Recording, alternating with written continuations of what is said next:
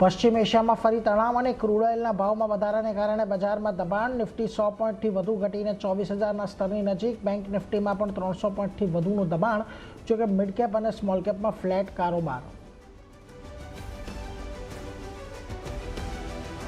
આજે એનબીએફસી અને બેન્કિંગ સ્ટોકમાં દબાણ. ફિન નિફ્ટીમાં 0.5% ઘટાડો. મુથુટ બજાજ ટ્વિન્સમાં આજે વેચવાલી આવી અસર.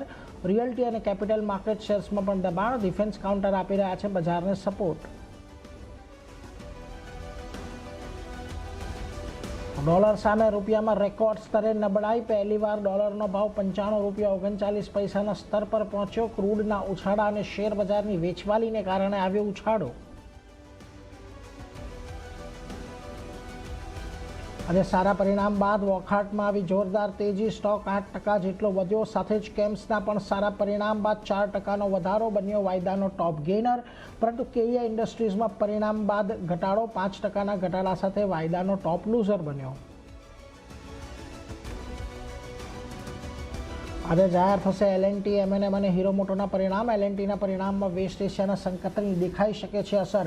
નફામાં 4%ના ઘટાડાની આશંકા. ત્યાં જ એમએનએમ અને હીરો મોટોના સારા પ્રદર્શનની આશા. બંનેની આવક વધવાનું અનુમાન.